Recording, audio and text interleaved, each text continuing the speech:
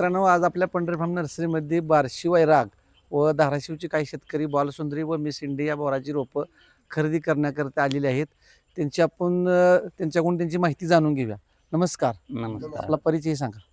माझा परिचय, मी सोपान शिवाजी साठे, राहणार हत्तीज, तालुका बार्शी, जिल्हा सोलापूर. मी इथून आलेलो आहे आणि माझ्यासोबत सहकारी आलेले आहेत धाराशिवचे, त्यांचं नाव. ह्या रोपाची कलमपट्टी किती दिवसानंतर किंवा ह्याला किती म्हणजे फुटवा फुटल्यानंतर कधी सोडायची? आपण लागवड करताना इथपर्यंत रोप खाली जमिनीत गाडायचं आणि ह्युमिक ऍसिड एक तिसऱ्या पाण्याला ह्युमिक ऍसिड सोडायचं.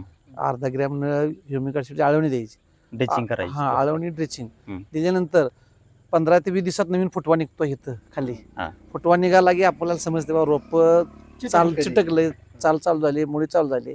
परत 1261ची एक आळवणी द्यायची, परत 1919ची एक आळवणी द्यायची आणि 20 ते 25 दिवसांनी ही ग्राफ्टिंग ही पट्टी सोडून काढायची. बरं, ह्याच्यावरती आता नवीन फुटवा फुटल्यावर काय वर्ण कीटकनाशक ती तुडतुड्या मावा तुडतुड्यासाठी एक स्प्रे घ्यायचा.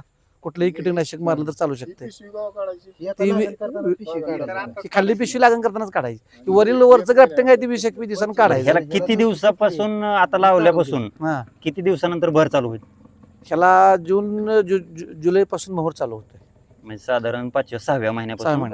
पण आता ही ग्राफ्टिंग सोडल्या हिथं माती लावून घ्यायला लागते, भर टाकून घ्यायला लागते. त्याला मातीत बुजवायची, माती लावून घ्यायची. म्हणजे ग्राफ्टिंग बुजवली तर चल. ग्राफ्टिंग बुजवायची, कशा पण बुजवायची. ती ग्राफ्टिंग बाजूला पडू नये, रोप बाद होणे म्हणून त्याला भर आपण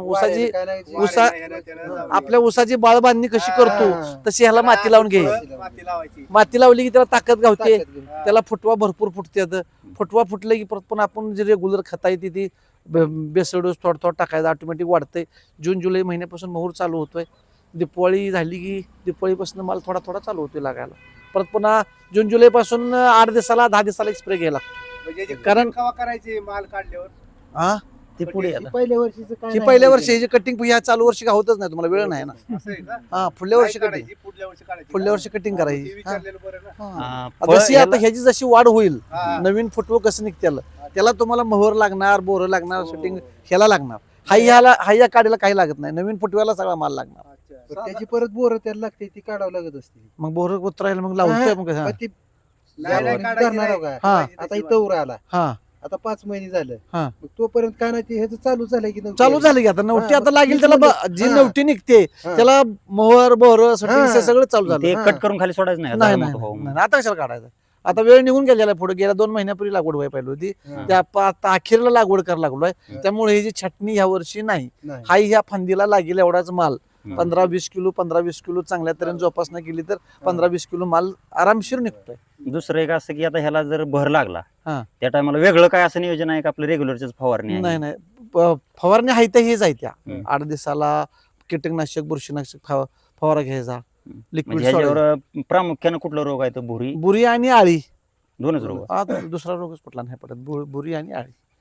पण पहिल्या वर्षी काय होतंय, पाऊस जास्त पडला आणि ह्याला जर माल लागला एका साईडला होतंय, तर त्यासाठी इकडल्या साईडला जी फुटवं निघते त्याला तुम्हाला अशी कैची लावा लागणार. बांबू कैची आपल्या भागात कशी झाड उपडून पडली होती, अशी माल एकीकडे होती, त्यामुळे त्याला कैची लावा लागणार. साधारण मार्केट किती पर्यंत असते? चालू वर्षी 40 ते 70 रुपये पर्यंत मार्केट होत. चालू वर्षी किलो झाडाला म्हणजे अंदाजे किती किलो माल निघतो? आता चालू वर्षी 15-20 किलो माल लागणार ना. आता अखेरीच दिवस आहेत. पुढल्या वर्षी 100 किलो, 80-90, 100 किलो उशीर झाल्यामुळे कमी लागतोय. कारण छटणी नाही ना, छटणी झाल्यावर माल डबल लागतोय, फुटवा फुटतोय. बाजार कुठं असणार? म्हणजे असा बाजार सगळीकडे उपलब्ध आहे. कुठे आमच्याकडली माल तुमच्याकडे येते, तुम्हाला आमच्याकडे याची गरजच लागत नाही. आमचाच माल बार्शीला येतोय. आमच्या गावातली गाडी वाहते बार्शीला. चला, धन्यवाद. टाका तुम्हालाच घ्या रोप.